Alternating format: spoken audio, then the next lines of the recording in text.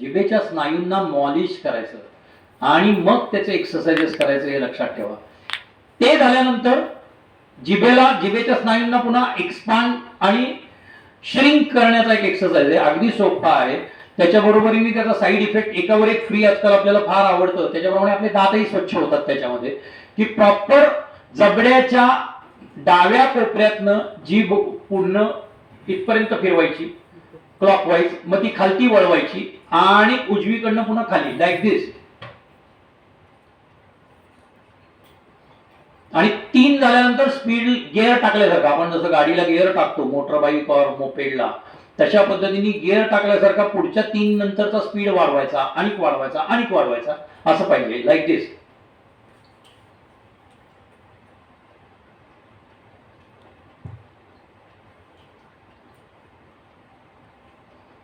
आणि anti clockwise 20 repetitions clockwise, 20 repetitions anti clockwise.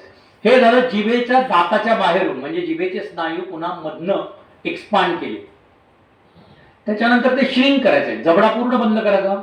Same दाताच्या आतून clockwise जीभ फिरवायची, अँटी क्लॉकवाईज. आता त्यावेळेला गाल असे हल्ले नाही पाहिजेत, कारण जबडा आपला पूर्ण बंद केलेला आहे आणि जबड्याच्या आतमध्ये ती जीभ आहे. ओके. जिभेच्या या व्यायाम प्रकारानंतर एक सोपा आणखीन एक व्यायाम प्रकार आहे जिभेचा, तो म्हणजे जिभेची नळी करायची. प्राणायामामध्ये त्याला शीतलीकरण असं म्हणतात. आणि श्वास घ्यायचा.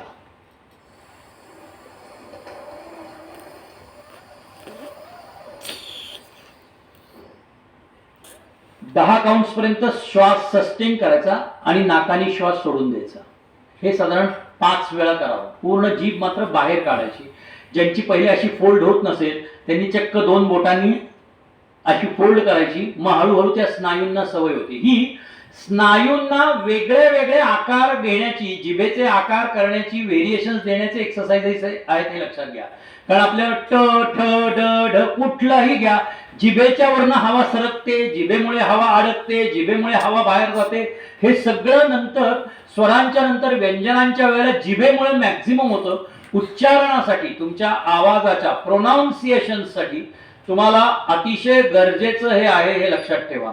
आता पुन्हा प्रोनाऊन्सिएशनच्या बाबतीत मी हे म्हणेन की माझा या गोष्टीवर विश्वास नाहीये, प्रमाण भाषा आणि आपली काय त्या त्या ठिकाणची भाषा याचा. परंतु जर प्रमाण भाषेमधली माझी कॅरेक्टर असेल तर मला ते म्हणता आलं पाहिजे. सगळेच जण भरत गणेशपुरे सारखे किंवा मकरंद सारखे आपल्या आवाजाच्या म्हणजे ढबीचं व्यवसाय नाही करू शकणार. सगळ्यांना ते शक्य नाही होणार. सगळ्यांचा USP तो होणार नाही. मग आपल्याला प्रमाण, आणि त्यांना प्रमाण भाषेतही बोलता येतं. म्हणजे असं नाही की येत नाही म्हणून त्यांनी हे केलेलं, असं झालेलं नाही.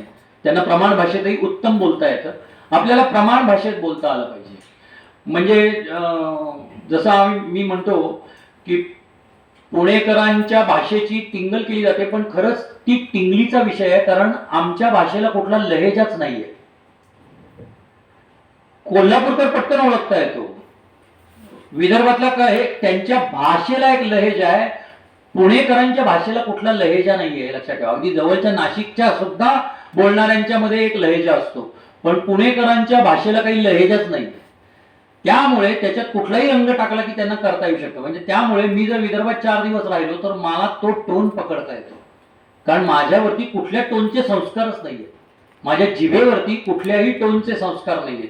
मी कोल्हापूरमध्ये जाऊन, मी कोकणामध्ये 4 दिवस राहिलो तर माझं पटकन कोकणी सूर मला पकडता येतो. तर अशा पद्धतीने पहिल्यांदा आपल्याला आपल्या उच्चारणामध्ये हे केलं पाहिजे की आपण न्यूट्रल व्हायला पाहिजे. या न्यूट्रलचा एक्सरसाइजही खूप वेगळा आहे. साधं वर्तमानपत्राच्या भाषेसारखं वाचायला शिका मोठ्यांना. आता वाचिक अभिनयामधला जिभेच्या या व्यायामानंतर, नळी म्हणजे शीतलीकरणानंतर, आता मी एक जाणार आहे ज्याला उज्जाई प्राणायाम असं म्हणतात. उज्जाई प्राणायाम हे सगळं स्वरयंत्राला एक्सरसाइज देणारा हा सगळ्यात महत्वाचा प्राणायाम आहे. जे कोणी सलग 4 तास डबिंग झालंय किंवा कुठेतरी अँकरिंग केलंय किंवा एका दिवशी 2 ते 3 प्रयोग आहेत, तर 3ऱ्या प्रयोगाला आवाज पूर्ण दमलेला असतो अगदी शूटिंगच्या वेळेला सुद्धा असं होतं की 12 तासाचं शूटिंग असेल आणि 6-6 सीन्स आपण केलेले असतील तर नंतरच्या सीन्सला आपला आवाज गेलेला असतो. किंवा अगदी तुम्ही व्हॉइस ओव्हर जरी करत असाल, मोठी एक 20 मिनिटाची डॉक्युमेंटरी आहे आणि सलग मिळून 3 तासाचा तुमचा व्हॉइस ओव्हर सेशन चालू आहे करतानाचा रेकॉर्डिंगचा, तर शेवटच्या अर्ध्या तासात आवाज गेलेला असतो. तो पिच पकडता येत नसतो, तो पहिल्या तासाला पकडलेला असतो. त्याच्यासाठीचा हा एक्सरसाइज आहे उज्जाई प्राणायाम. श्वास घेत असतानाच आपले इथले सगळे स्नायू ताठर करायचे, इथल्या सगळ्या शिरा लाईक दिस.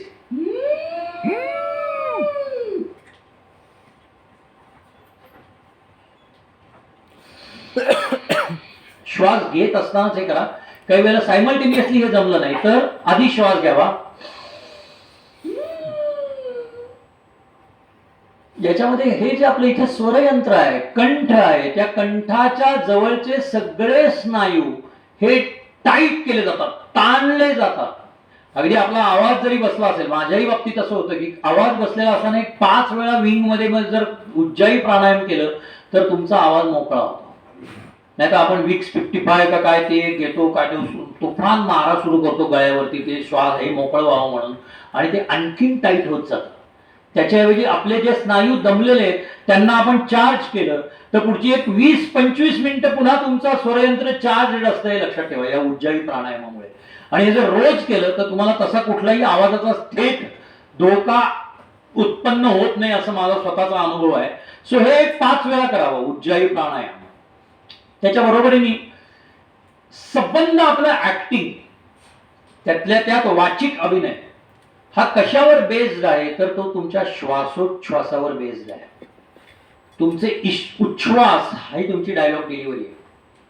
श्वास घेताना तुम्हाला कधी बोलताच येत नसतं, तुम्ही बोलत असता ते उच्छ्वासावर बोलत असता. गाणं ही जे काही आहे ते म्हणजे मुळातच सूर हेच उच्छ्वासावरती आहे, इतका उच्छ्वास महत्वाचा आहे. सो या उच्छ्वासावरती, श्वासोच्छ्वासावरती आपला कंट्रोल असला पाहिजे. तुमच्या श्वासोच्छ्वासाचा रिदम हा तुमचा अभिनय ठरवतो. तुम्हाला घाबरण्याचा अभिनय करायचा असेल, तुम्हाला कुठेतरी आपण लपलोय याचा अभिनय करायचा असेल, तुम्हाला आपण कुठेतरी काहीतरी खोटं बोललेलो आहे हा अभिनय करायचा असेल, तुम्हाला कुठेतरी एक साधा सरळ न्यूट्रल स्वाभाविक अभिनय करायचा असेल, हे सगळं तुमच्या श्वासोच्छ्वासाच्या रिदमवर असतं, हे लक्षात ठेवा. सो ह्या रिदमचे वेगळे वेगळे पॅटर्न्स असतात जे आपण प्राणायामामध्ये जे दैनंदिन करतात ते करतातच. भस्त्रिका,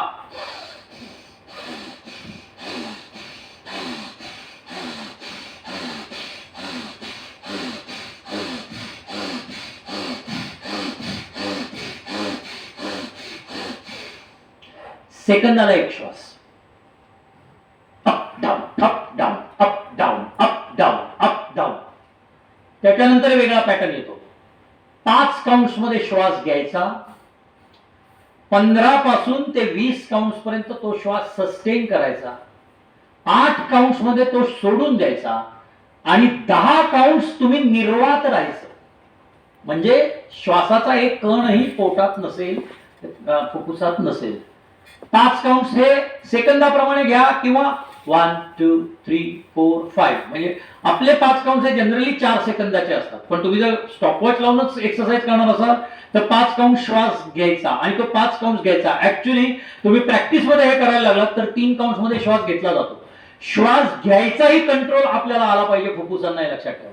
तो किती आणि कसा 5 काउंट्स मध्ये घ्यायचा हे आपल्याला कळलं पाहिजे. नाहीतर अन्यथा श्वास घ्या, 3 काउंट्स मध्ये श्वास घेतलाय, श्वास घ्या आणि तो पूर्ण फुफ्फुसांमध्ये भरून डायफ्राम खाली घेतलं गेलं पाहिजे आणि पोट फुगलं नाही पाहिजे. योगशास्त्रामध्ये आपण म्हणतो पोटाच्या बेंबीपर्यंत श्वास घ्या, पोट फुगलं पाहिजे, जे नटाला आवश्यक नाहीये. तुम्ही ज्याला स्टेजवर उभे असाल आणि 40 नंतरचे कलाकार कोणी काम करत असतात की ज्यांना एक स्वाभाविकरित्या त्यांचं पोट सुटलेलं असतं आणि तुम्ही जर नॉर्मल टी शर्ट विशर्ट घातलेला असेल आणि हे केलेलं असेल, अशी तुमची वेशभूषा असेल किंवा अगदी राजाची भूमिका करताना हे करून इकडनं काय बंद कमरबंद वगैरे लावलेला असेल आणि वरचा भाग सगळा टाईट असेल आणि जर तुम्ही त्या सवयीने श्वास घेतला तर काही कारण नसताना विनाकारण ते पोट फुगलेलं दिसतं आणि मग पोट आत गेलेलं दिसतं, जे चुकीचं आहे. सो श्वास घेताना आपण आपलं पोट फुगणार नाही, हे नटाच्या एक्सरसाइज साठी प्रॅक्टिस मध्ये ठेवायचं, हे लक्षात ठेवा. योगशास्त्राचा अभ्यास करायचा असेल तेव्हा जरूर करा. परंतु याच्यासाठी करताना मात्र नटाच्या एक्सरसाइज साठी मात्र तुमचं पोट फुगलं नाही पाहिजे. सो 5 काउंट्स मध्ये श्वास घ्यायचा. पहिलं तर आपण काय केलं, एका सेकंदाला श्वास घेतला सोडला असं 20 ते 25 वेळा केलं भस्त्रिका. त्याच्यानंतर आपण करणार आहोत 5 काउंट्स मध्ये श्वास घ्यायचा, 15 ते 20 काउंट्स मध्ये श्वास रोखायचा, 8 काउंट्स मध्ये श्वास सोडायचा. आता 8 काउंट्स मध्ये श्वास का सोडायचा, तर आपल्या उच्छ्वासावर आपली डायलॉग डिलिव्हरी आहे. तेवढा वेळ आपल्याला श्वास सोडता आला पाहिजे आणि त्याच्यानंतर मध्ये तो घेता आला पाहिजे. तो मध्ये जो घेतो तो जर एका सेकंदात घ्यायचा असेल तर तिथं आपल्या भस्त्रिकेचा उपयोग होतो. पण भस्त्रिकेला जसं आपल्या नाकातनं श्वासोच्छ्वास करण्याचा आवाज होतो तसा आपल्याला करून उपयोग नाही. सो त्याचीही प्रॅक्टिस केली गेली पाहिजे, लक्षात ठेवा. तसंच या 5 काउंट्स मध्ये श्वास सोडताना किंवा घेताना दर वेळेला नाकानी न घेता एकाडेक वेळेला नाकानी घ्यायचा आणि एकाडेक वेळेला तोंडानी घ्यायचा. कारण आपण कधी कधी बोलत असताना श्वास आपण आपल्या नकळत तोंडाने आत घेत असतो कित्येकदा. आता नेहमी एक लक्षात ठेवा, अभिनयामध्ये ज्या वेळेला तुमचा क्लोज लागलेला असतो त्यावेळेला हे आपल्यातले दोष काही वेळेला लक्षात येतात. काही जणांना बोलता बोलता फुलस्टॉपला पूर्ण तोंड बंद करायची सवय असते. म्हणजे मी आता काय म्हणतोय, तर अभिनय करत असताना आपण जो श्वासोच्छ्वास करत असतो तर एक लक्षात ठेवा की आपला जो सूर त्या वेळेला तो शब्द उच्चारताना राहिलेला आहे तो रेंगाळला पाहिजे. तो तुमच्या नकळत रेंगाळत असतो. तुमच्या तोंडाच्या मुवमेंट असतोला असतो तर तोंड उघडत असतं. जर तुम्ही इमिजिएट बंद करायची तुमची प्रॅक्टिस असेल तर त्याचे उच्चार फार विचित्र होतात. असतो तो ट हा तुमच्या ओठाच्या हालचालीमुळे येतो, हे लक्षात ठेवा. जे डबिंग मध्ये भयंकर मारत असतात. डबिंग मध्ये तुमचे मायन्यूट आवाज सुद्धा कॅच केले जात असतात. इतकी ती सेन्सिटिव्ह माइक सिस्टीम असते डबिंगची जी असते ती. आता तीला माझं तोंड जर असं असेल ती, आणि मी जर इतकी सेन्सिटिव्ह माइक सिस्टीम असते ती, मी माझा सूर तोडतो, माझ्या अभिनयाचा सूर मी तोडून टाकतो. सो तसंही नाही करता कामा. आणि मग तेच करत असताना जेव्हा म्हणजे तुमचं तोंड उघडं राहत असतं त्याच वेळेला पुढच्यासाठी तुम्ही तो श्वास पुन्हा घेत असता.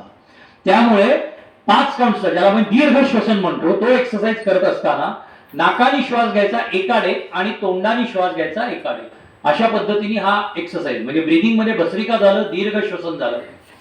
त्याच्यानंतर जीभ आणि स्वरयंत्राला थेट आणि तुमची इम्युनिटी वाढवेल असा एक सिंह क्रिया नावाचा प्राणायामामध्ये प्रकार आहे. तो करायचा जो श्वासोच्छ्वासासाठीचा आहे. लाईक दिस. म्हणजे ज्या गोष्टींसाठी आपण का लाजतात नट मला माहिती नाही, परंतु जीभ मोठी बाहेर काढा, जबडा अकरा विकराळ कला, हे फक्त काय म्हणतात कार्यशाळांमध्येच सगळ्यांच्या बरोबरीने करतो. पण हे तुमच्या दैनंदिन साधनेत व्हायला पाहिजे. ते 21 वेळा करायचं आहे. लाईक दिस.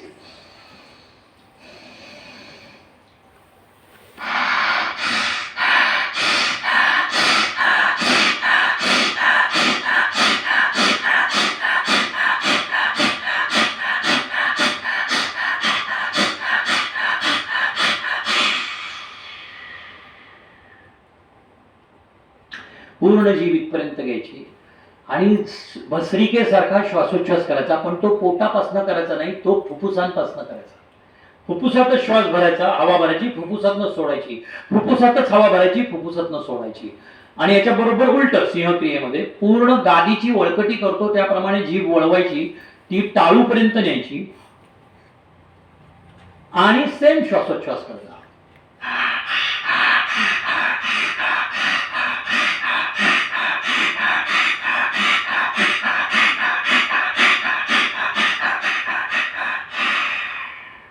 ब्रीदिंग मधले हे महत्वाचे एक्सरसाइजेस आहेत. हा सगळा मिळून एक 20 ते 25 मिनिटाचा दैनंदिन अभिनय साधनेचा कोर्स आहे. जो रोज केला तर आय बिलीव्ह 3 आठवड्यानंतर तुमच्या आवाजामध्ये फरक पडलेला दिसेल. म्हणजे उद्या सकाळी तुम्ही सांगितलेले एक्सरसाइज सुरू करा. मोबाईलवरतीच एक कुठलाही पॅसेज स्वतः बघून रेकॉर्ड करा. 3 आठवड्यानंतर तोच पॅसेज, तो तर सेव्ड असेल तसा पुन्हा रेकॉर्ड करा. तुमच्या आवाजामध्ये, तुमच्या प्रोजेक्शनमध्ये, तुमच्या स्पष्टतेमध्ये, तुमच्या श्वास घेण्याच्या रिदम मध्ये ड्रास्टिक चेंज झालेला तुम्हाला दिसेल. पण हे 3-4 आठवडे आणि तुम्ही एकदा हे सातत्याने करायला लागला तर तुम्ही ऐकल्या कळतं की आवाजाची साधना करणारा, वाचिक साधना करणारा किंवा अभिनय साधना करणारा हा माणूस आहे. हे आपल्या बोलण्याने, तुम्ही जेव्हा पहिले नमस्कार रंगदेवता आणि नटराजाला विनम्र अभिवादन करून रसिक प्रेक्षकांच्या समोर सादर करीत असं पहिलाच जेवायला ज्यांनी नाटकाचा सूर लागतो. निळू फुले सकाराम बाइंडरच्या बाबतीत म्हणायचे की त्यांची एंट्री अशी असायची की ते येतात आणि त्या मागं जी कोण आलेली असते लक्ष्मी, तिला या असं म्हणून बोलवतात, त्या यानी नाटकाचा सूर लागायचा. तो जर बिघडला तर संपूर्ण नाटकाचा त्यांचा सूर बिघडायचा. व्यावसायिक असल्यामुळे ते मानून न्यायची ही गोष्ट वेगळी, पण त्यांनी मुलाखतीमध्ये सांगितलेलं की ते या म्हणणं तो याचा सूर. तसं तुम्ही काय पद्धतीने नाटक सुरू करता, तुम्ही काय पद्धतीने तुमचं लुक टेस्ट सुरू करता, तुम्ही काय पद्धतीने शॉर्ट फिल्म मध्ये काम करत असाल तर अभिनय करता, या सगळ्याला तुमचा जो पहिला सूर लागतो तो खूप महत्वाचा असतो, जो रिहर्सल करून त्याची साधना करून तो खूप चांगल्या पद्धतीने करता येतो. आता अभिनय साधनेमध्ये मुद्राभिनयासाठी मी एक हे असं करीन की अशी ही आपली एक नॉर्मल वहीचा पुठ्ठा आहे असं आपण समजूया, बरोबर. याच्या साधारण आपले डोळेच फक्त दिसतील अशा पद्धतीने एक 4 इंच किंवा 5 इंच बाय 1.5 इंचाची एक हे कापून टाकायची याच्यातली, जी की आपल्या कॅमेराचा टाईट लेन्स लावलेला 90 किंवा काय जो काय लेन्स असते त्याचा टाईट क्लोजअप आहे. आरशासमोर उभं राहायचं आणि आपलेच डोळे आपल्या चेहऱ्याशिवाय बघत राहायचे. आपल्या चेहऱ्याचे 3 सेगमेंट्स होतात, डोळे, गाल, ओठ, की जे अभिनीत करत असतात. म्हणजे तुम्ही जर बोलत असाल तर तुमचे ओठ व्यक्त होतात, पण तुम्ही नुसते रिॲक्ट करत असाल तेव्हाही तुमचे ओठ व्यक्त होत असतात. तुमचे डोळे कायम व्यक्त होत असतात, जे की काय म्हणतो आपण रिफ्लेक्स ऍक्शन्स असतात त्या. पण ते नक्की कसे होत आहे ते बघण्यासाठी किंवा त्याची विशेष प्रॅक्टिस करण्यासाठी कधी तुम्हाला दिलेला आता तुमचा काय सीनवर बसवलेले असतील त्याच्यातले जे काय तुमचे डायलॉग असतील, तुम्हाला 4च वाक्य असतील आणि एखाद्याला 10 वाक्य असतील तर त्याची 10 वाक्य पाठ असतील तर ती 10 वाक्य आरशासमोर उभं राहायचं और बसायचं, आपल्या डोळ्यांना ही फ्रेम लावायची आणि फक्त डोळे बघत राहायचे की ते व्यक्त होत आहेत का नाही. या 2 गोष्टी साध्य होतात. आपल्यातलाच मी आपण बाहेर काढतो आणि आपल्यातल्या मीला आपली कॅरेक्टर बघता येते.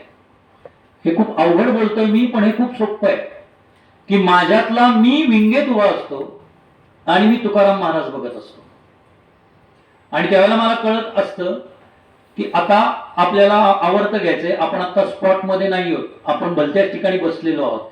हे माझ्यातल्या मीला कळतं आणि मग तुकाराम महाराजांना ते सांगितलं जातं आणि तुकाराम महाराज थोडे इकडे किंवा इकडे सरकतात आणि लाईट मध्ये येतात.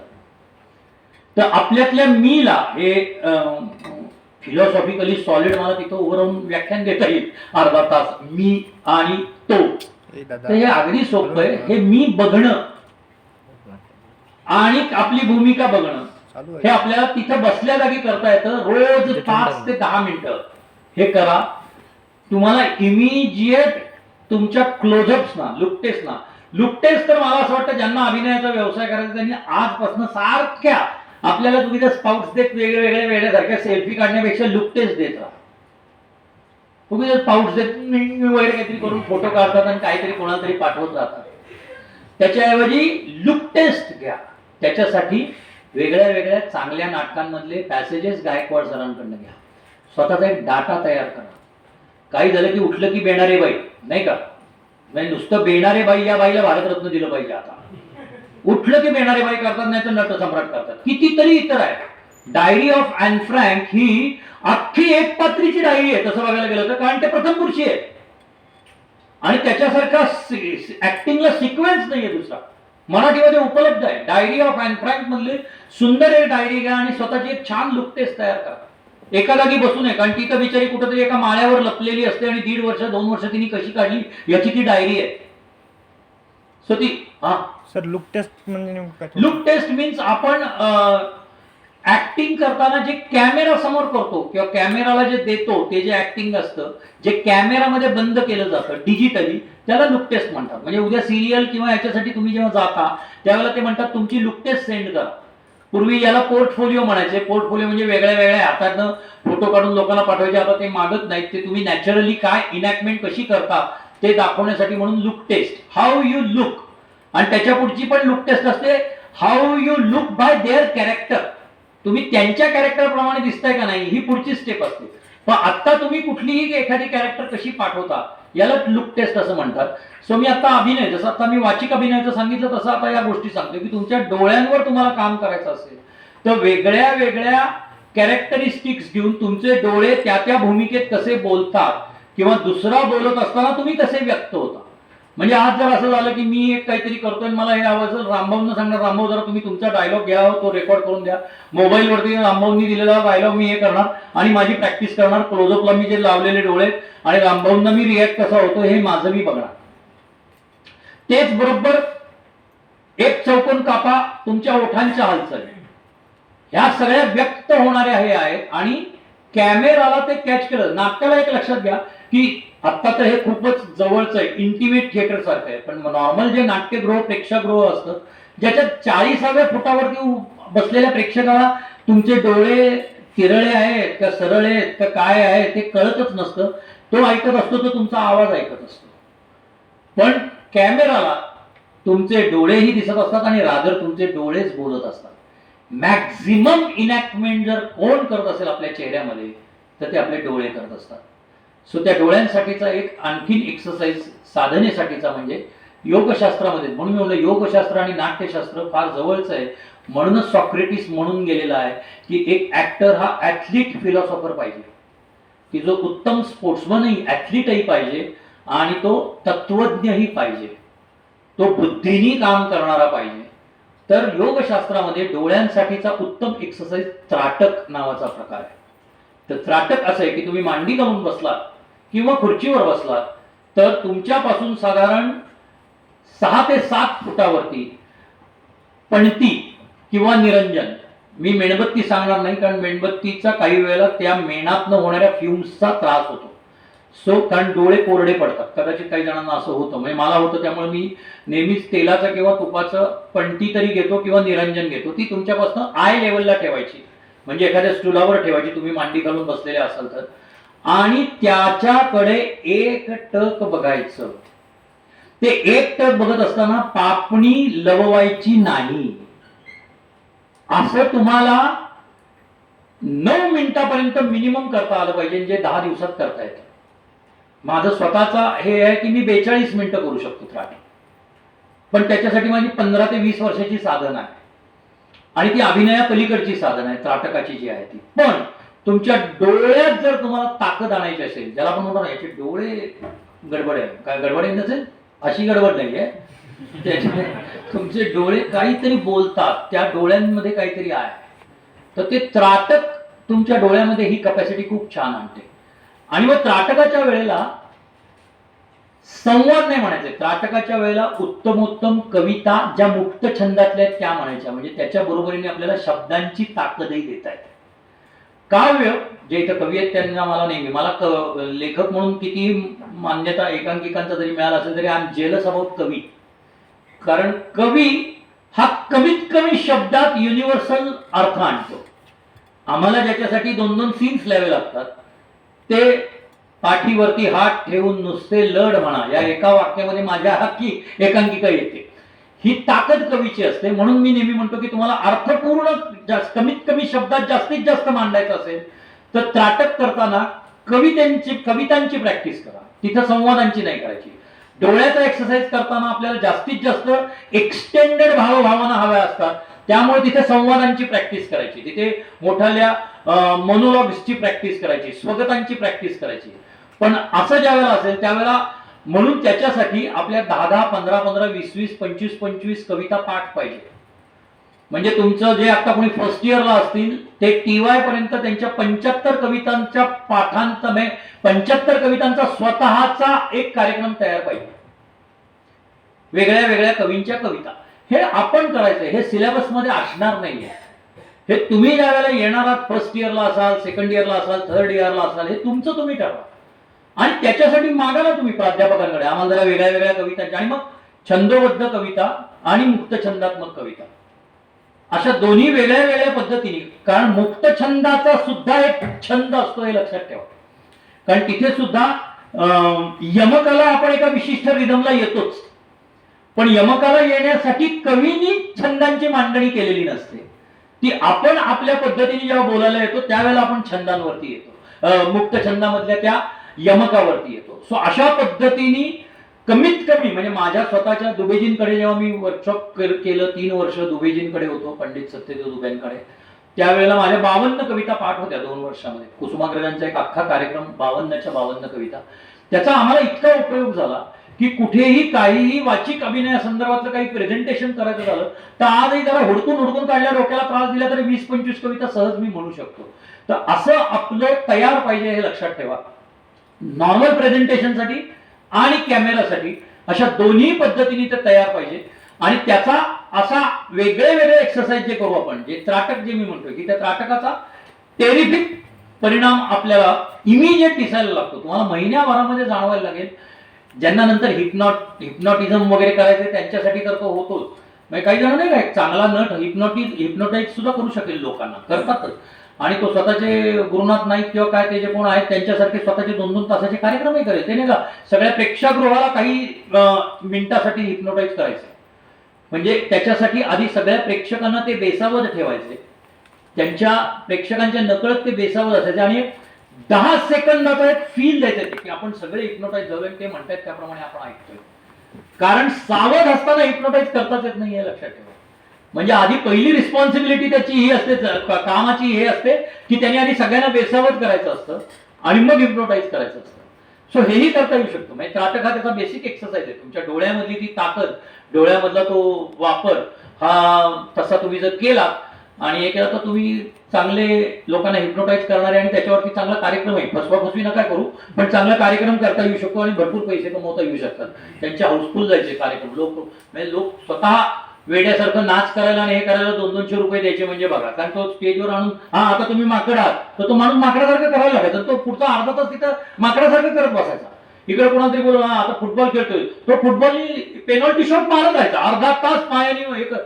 असंही स्वतःचं माकड करून घ्यायला 500 रुपये देतात ना लोक.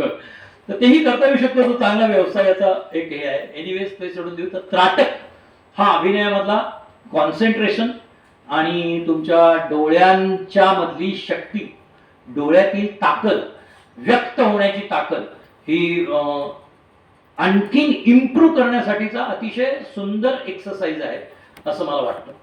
त्याच्यानंतर एक अंग मोकळं करण्याचा एक एक्सरसाइज आहे जो घरात आपण करतोच, पण तो 4 लोकांपुढे करायला लागलं की आपण घाबरतो, कुचंबणा होते, लाजतो. ते म्हणजे फ्रिकाउटली आपलं आरशासमोर नाचायचं. सॉलिड काय सैराट बिराट मधली गाणी लावायची आणि अंग मोकळं करायचं. लक्षात ठेवा, त्या डान्सरची नक्कल नाही करायची. सैराट मधले नाचलेले कोण आहेत त्याची नक्कल नाही आपल्याला करायची. आपल्याला आपलं अंग म्हणजे बोटांपासून, मनगटांपासून, ढोपरांपासून, खांद्यांपासून हळू सगळं मोकळं करून आपण नाचायला असं सुरू झालं पाहिजे. हे लक्षात, इलेक्ट्रिफाईंग व्हायला पाहिजे की त्या गाण्याच्या आणि आपल्याला ते गाणं कशासाठी हवं आहे? इलेक्ट्रिफाय होण्यासाठी नाही, रिदम सेन्स. त्या रिदम सेन्सनी आपल्याला नाचता आलं पाहिजे. त्याप्रमाणे आपली पावलं पडायला पाहिजे, त्याप्रमाणे आपण थिरकायला पाहिजे. हे लक्षात ठेवा. तर अशा पद्धतीने हा एक बॉडी लँग्वेज साठीचाही एक्सरसाइज आहे की तो, आणि त्याच्यात तुमचा स्नायूंच नाही. म्हणजे मी सांगतो 4 ते 5 मिनिटानंतर आपण इतके गळून गेलेला असतो. कारण याच्यातला प्रत्येक म्हणजे बोटाच्या पेरापासून आपण हलवायला सुरुवात करतो. पहिल्या रिदम मध्ये हे हलवा, मग हे हलवा, मनगट हलवा, मग कोपर हलवा, मग ती वाटेल तशी हलवायला लागा, मग खांद्यांपासून हे करायला लागा, मग डोकं हे करायला लागा, अँड देन मग कंबर, मग गुडघे, मग घोटा, मग पाय, मग पायाची बोट. म्हणजे या बोटांपासून सुरुवात केलेली आहे ती पायाच्या बोटांपर्यंत आपल्याला जायचं आहे. त्याच्यातल्या या सगळ्या शिरांशिरा आणि हे सगळं चालू ठेवून ते करत जायचं हे लक्षात ठेवा. आणि शिवाय आपल्याला आपला रिदम सेन्स घ्यायचा आहे त्या गाण्याचा.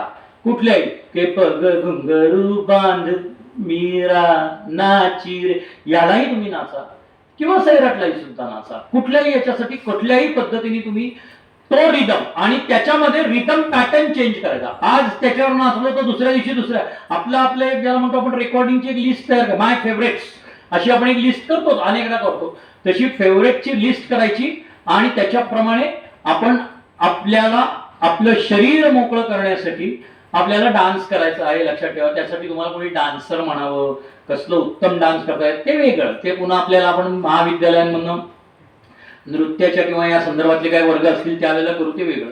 पण हे आपल्यासाठी आता जर शक्य झालं तर आपल्याच कॉलेजमध्ये हा एक तास जर आपण आपला आपला काढला तरीही हे चालू शकतं, किंवा आपल्या घरामध्ये वैयक्तिकरित्या आपण हे केलं तरीही हे चालू शकतं. आता ऍक्टरसाठीचा दुसरा महत्वाचा आहे, आता आपण आपल्या थिअरी पार्टकडे, हे झालं प्रॅक्टिकल जे रोज करायचंय, सूर्यनमस्कार रोज घालावे असं जे सांगणारे असतात तशा पद्धतीने हे आता मी तुम्हाला सांगितलं की हे एक्सरसाइजेस दैनंदिन आहे. त्याच्यानंतर आपल्याला आयुष्यभरासाठी अभिनेता म्हणून चालू ठेवलं जाणारं आपलं वाचन आहे, ते म्हणजे माणूस वाचायचा. वेगवेगळी माणसं वाचायची, आणि वाचायची म्हणजे फक्त साधारण याचं वजन एवढं असावं, हा असा आहे, ह्या पायामध्ये थोडा आदू आहे, हा आहे, आणि एकूणच दिसायला मस्त आहे, याचं नाही आहे, याचा काही संबंध नाही. त्यांच्या मनोभूमिकेमध्ये शिरायचं. आपल्याला नटासाठी काय आवश्यक आहे, म्हणजे मी जेव्हा माझ्या आईचं ऑब्झर्वेशन करतो, माझ्या आई मला आठवते त्याप्रमाणे मी एक नट म्हणून मी काही कार्यरत व्हायला लागलो. साधारण जर 30 वर्षापूर्वी असेल तर माझी आई तेव्हा 40-45ची होती. 40-45ची माझी आई आणि आता 78 वर्षाची माझी आई, यांच्या मनोभूमिकेत काय फरक पडला आहे. आई नावाचं पुस्तक माझ्या शेजारीच मी वाचत चाललेलो आहे, तर तो काय फरक पडलेला आहे. वडील नावाचं पुस्तक वाचत होतो, मध्ये वडील गेले पण तरी वडील नावाचं पुस्तक मी वाचत होतो. काय काय त्यांच्यातला फरक आहे, ते आयुष्यात स्थिर झाल्यावर बॉडी लँग्वेज मध्ये काय फरक पडला आहे. योगेश सोमन नावाच्या एका त्यांच्या पाल्याची कार्ट्याची चिंता त्यांच्या डोक्यातनं निघून गेल्यानंतर त्यांचा माझ्याकडे बघण्याचा दृष्टिकोन कसा झालेला आहे, लुक कसा झालेला आहे, माझ्याबरोबरची त्यांची बॉडी लँग्वेज कशी चेंज झालेली आहे, हे आधी माझ्या इनर कोर मधलं ज्यांना मी रोज बघतो अशा कॅरेक्टर्स आधी काढा आणि नेकेड ट्रुथच्या जवळ जायचा प्रयत्न करा. हे कोणाला सांगायचं नाहीये, हे मी सांगतो आहे कारण मी प्रशिक्षक म्हणून काही गोष्टी माझ्या शेअर केल्या नाहीत तर त्या कळणारच नाहीत आणि फालतूपणे लपवून ठेवण्यात काही पॉईंट नाही. सो नेकेड ट्रुथ की माझी आई इतके दिवस वडिलांच्या धाकाखाली होती, त्यावेळेला तिचा बॉडी लँग्वेज हे असू शकतं ना. मेल डॉमिनेटिंग घरामध्ये, माझ्या घर हे फिमेल डॉमिनेटिंग घर होतं, माझी आई डॉमिनेटिंग होती. म्हणजे लिंगाचा विचार केला तर माझी आई घरातला पुरुष होती आणि माझे वडील घरातली स्त्री होते, असंही असू शकतं. यात काही म्हणजे यात कॅरेक्टर्स आहेत. तर त्याच्यामध्ये मेल डॉमिनेटिंग घरामध्ये आई कशी असेल आणि फिमेल डॉमिनेटिंग घरामध्ये वडील कसे असतील, हा अभ्यास, हे डिसेक्शन, कॅरेक्टर्सचं डिसेक्शन पहिले आपण आपल्या अवतीभोवतीने सुरू करायचं. आपण घाबरतो ती 5 बोटं जी आपल्याकडे कायम असतात ना, त्या 4 बोटांना आपण घाबरत असतो. पहिले ती 4 बोटं आपल्याकडे घेऊन आपलं डिसेक्शन करूयात आधी, आणि मग दुसऱ्याचं बघायला लागेल. मग तो रोज भाजी घेत असलेल्या भाजीवाली और भाजीवाल्यापासून आपल्याकडे येणारे कामवाली और कामवाल्यापासून आपल्या असलेल्या ड्रायव्हर पासून आपल्या शिक्षकांपर्यंत एन नंबर ऑफ कॅरेक्टर्स आहेत. तुमच्या समोरच्या रांगांमध्ये बसलेले शिक्षक प्रत्येक एक वेगळी वेगळी कॅरेक्टर आहे, हे लक्षात ठेवा. त्यांना न विचारता त्यांच्या मनोभूमिकेचा सायकोलॉजीचा अभ्यास करा, न विचारता. कशाला मॅडम तुम्हाला आता कुठलं दुःख आहे, कशाला विचारायला जायचं. आपण आपल्याशी पडताळून बघू ना की त्या कुठल्या तरी टेन्शन मध्ये आहेत का, असं आपल्याला जाणवतं. बघा, एखाद्या दिवशी लेक्चर मध्ये आल्यानंतर सूरच असा लागलेला असतो शिक्षकांचा की काहीतरी घरी गडबड झालेली आहे, हे आपल्याला जाणवतं. मग त्याचा अभ्यास करायला सुरुवात करायची, लक्षात ठेवा. नुसता हसून उपयोग नाही आणि ही चर्चा त्यांच्याशीही करायची नाही. हा एका कलाकाराचा, जेव्हा तुम्हाला तुमचे शिक्षक किंवा दिग्दर्शक हे सांगतो की अरे याच्या सायकोलॉजीचा अभ्यास करणं, या भूमिकेच्या, त्या भूमिकेच्या सायकोलॉजीचा अभ्यास म्हणजेच आपण ऑब्झर्वेशन, ते ऑब्झर्वेशन केल्यानंतर स्वतःच त्याच्याबरोबर होणारं मंथन, निरीक्षण, मंथन, एक्झिक्युशन. मंथन हे इथनं होत असतं, एक्झिक्युशन मध्ये मे बी बॉडी लँग्वेजची नक्कल होईल, पण मंथन जर करेक्ट झालेलं असेल तर, म्हणजे रामभाऊ कसे बसतात, हे रामभाऊ मित्र आहेत जुने त्यामुळे सारखं त्यांचं उदाहरण देतोय. रामभाऊ कसे बसतात याचं माझं मंथन जर क्लिअर झालेलं असेल तर मी रामभाऊंच्या कॅरेक्टरच्या प्रमाणे अभ्यास करीन आणि माझी बॉडी लँग्वेज हे करीन. ते असे बसतात रोज म्हणून मी असं बसलो तर ती नक्कल होईल. ते असं बसण्याच्या मागचं काय कारण आहे? तर कदाचित ते कुठेतरी एक बॉस आहेत किंवा ते कुठल्या तरी एखाद्या राजकीय पक्षाचे कोणीतरी नेते आहेत. 10 जणांसमोर त्या बॉसपणाची त्यांना बसण्याची सवय असल्यामुळे असे बसतील. पायावर पाय टाकणं नाही नाही नाही, थांब रे, तुझा नाही लगेच, तू खाली कशाला घेतो? पायावर पाय टाकणं त्यांचं वेगळं आहे आणि पायावर पाय टाकणं त्याचं वेगळं आहे. आत्ता त्याची गरज कदाचित ते पॅड म्हणून वापरतो म्हणून असेल, परंतु बाकीच्या वेळेला, ज्या वेळेला देहबोलीमध्ये ज्याला तुम्ही असे बसलेले असता, त्यावेळेला तुम्ही ऍक्सेप्टन्स फॉर्म मध्ये पण असता आणि ऍक्सेप्ट न करण्याच्या फॉर्म मध्ये सुद्धा असता. म्हणजे मी तुमचं सगळं ऍक्सेप्ट करणार आहे, पण मला पटलं तर ऍक्सेप्ट करणार, हे लक्षात ठेवा. ज्याला तुम्ही असे बसलेले असता, हा बोल तुम्ही ऐकतोय, हा हे बॉडी लँग्वेज मधला हे आहे. तुम्हाला त्या कॅरेक्टर मग लगेच आपल्याला माहित असलेल्या कॅरेक्टरची बॉडी लँग्वेज आपण ऑब्झर्व करायला लागलो की आपण ते पडताळून बघू शकतो, जेणेकरून आपल्याकडे विविध भूमिकांची आणि पात्रांची एक डिरेक्टरी तयार होते. आणि ती कोणीही आली, कुठलीही आली, तरी मग आपल्याला प्रश्न पडत नाही. म्हणजे नटसम्राट मधला आप्पासाहेब बेलवलकर हा नटसम्राट असताना पासून गलित गात्र असेपर्यंतच्या ज्या वेगळ्या वेगळ्या कॅरेक्टर्स रंगवायच्या आहेत, तशा अनेक कॅरेक्टर्स आपल्या डोळ्यापूर्ण गेलेल्या असतात. हे मी अगदी ढोबळ उदाहरण देतो. मला स्वतःला काही ते नाटक फारसं आवडत नाही, पण तरीही मी ढोबळ उदाहरण देतोय त्याचं, की एक कळावं म्हणून. सो तशा पद्धतीने वेगळी वेगळी ऑब्झर्वेशन. आणि असं अजिबात नाहीये की पुरुषांनी फक्त पुरुषांची करावी आणि स्त्रियांनी फक्त स्त्रियांची करावी. कॅरेक्टर्स या वेगळ्या वेगळ्या अभ्यासल्या पाहिजे. त्याच्यानंतरचा पुढचा अभिनयाचा टप्पा येतो, तो आपल्याला आपल्या आधी जे कोणी या व्यवसायात आहेत त्यांनी केलेल्या विविध कॅरेक्टर्स बघणं, म्हणजे थोडक्यात सिनेमे बघणं.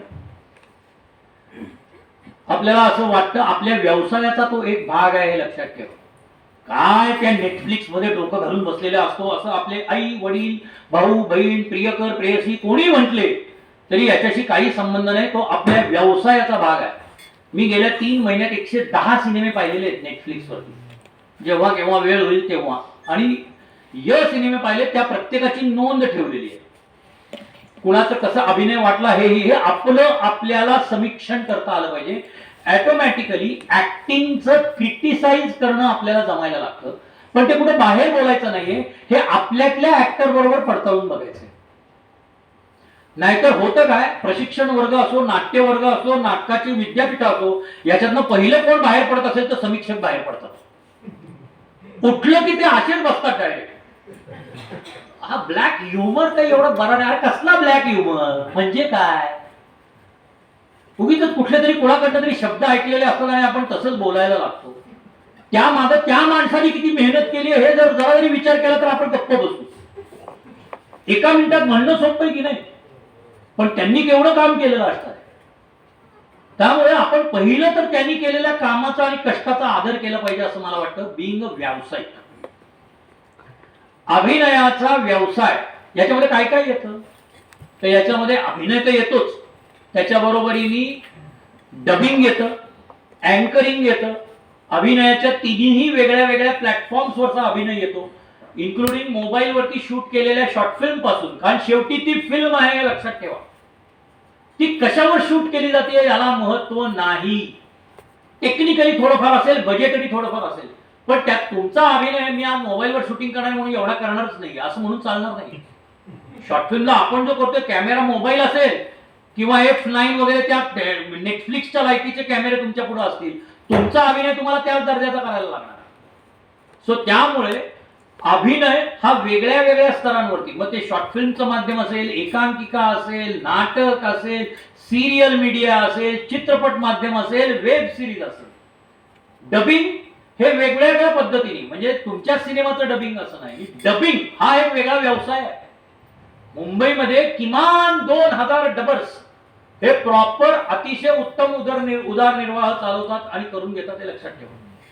सो बर, आता पुन्हा माझ्या बोलण्यातून व्यवसाय हा मुंबईतच आत्ता आहे, अन्यथा हैदराबाद इंडस्ट्री पण आहे तुमच्याजवळ आणि दक्षिणेतली पण आहे. इंडस्ट्री वाईज जर विचार केला तर मुंबई हे व्यवसायाचं मोठं स्थान आहे, ठिकाण आहे. इथे बसून तुम्हाला अभिनय आणि दिग्दर्शन याचा व्यवसाय करता येणार नाही हे लक्षात घ्या.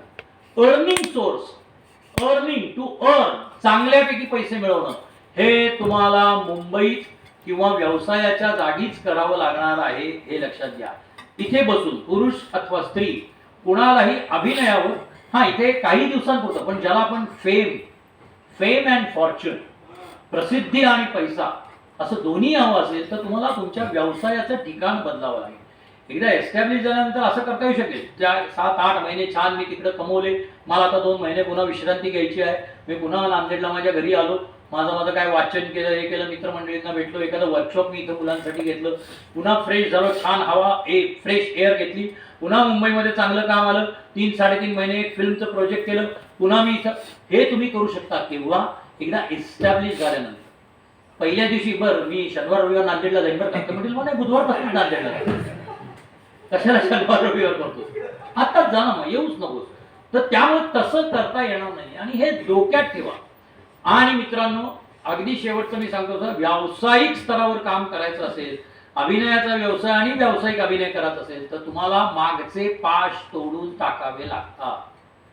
तुम्हाला पुढची जर गेला तर स्ट्रगलला 2 वर्ष 3 वर्ष, गणपती, दिवाळी, पाडवा, वर्ष प्रतिपदा, अमुक तमुक, अगं आता येतेस का, ताई आली बाळणपणाला नाही का, हे असलं काहीही न करता जावं लागणार आहे.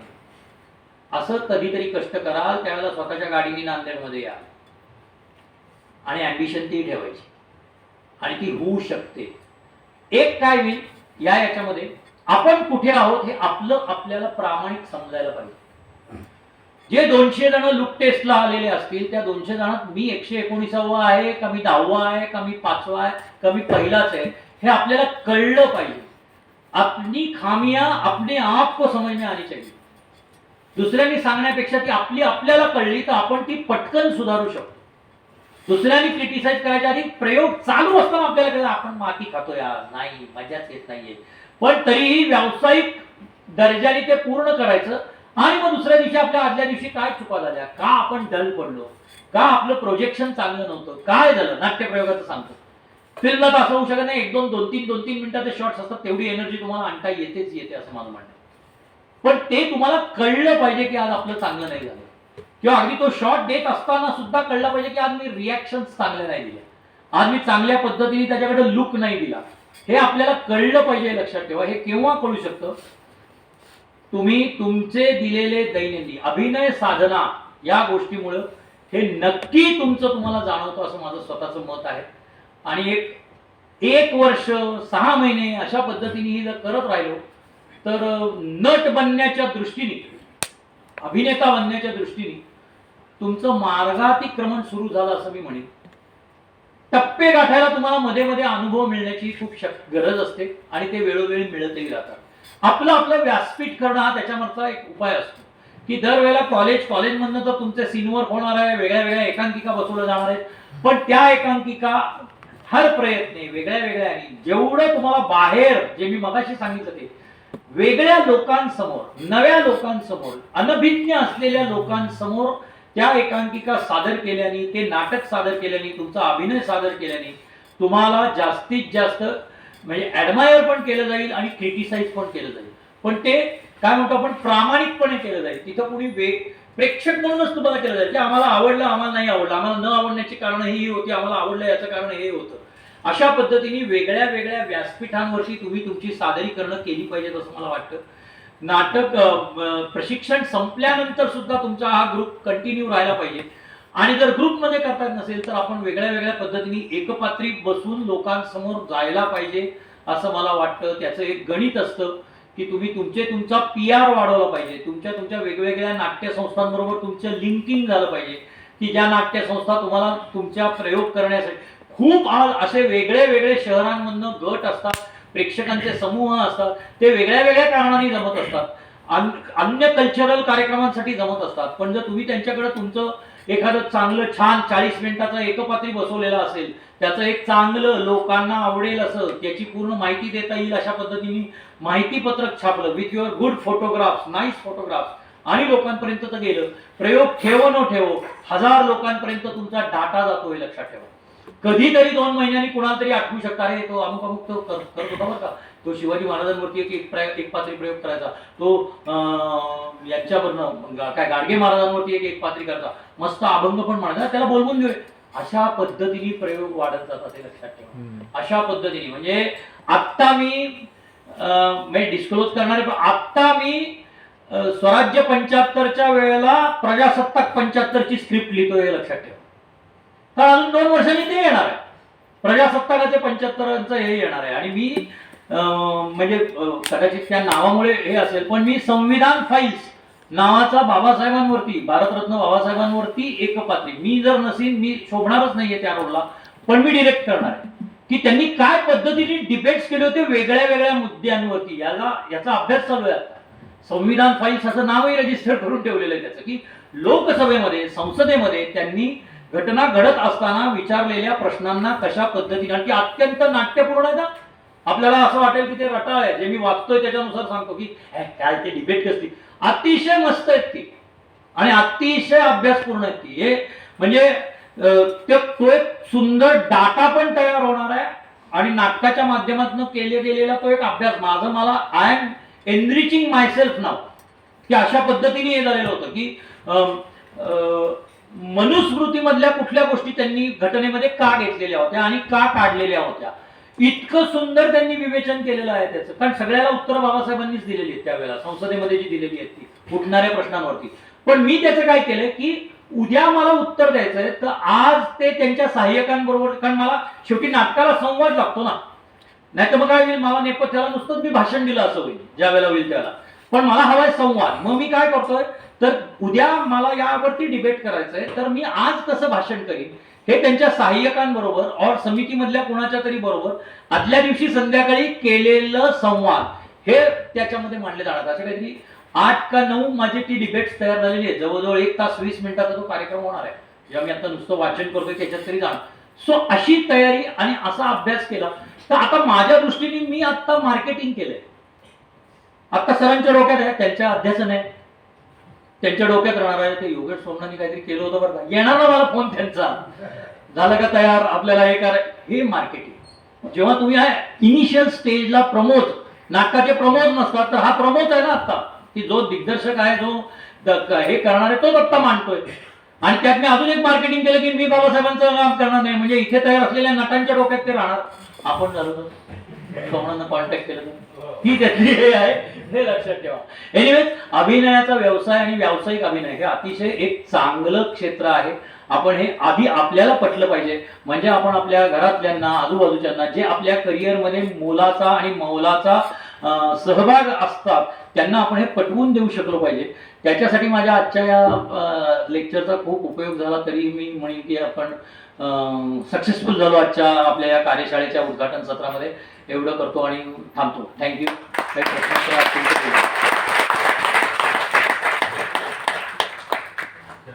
प्रश्न असतील तर हां, बोलूया.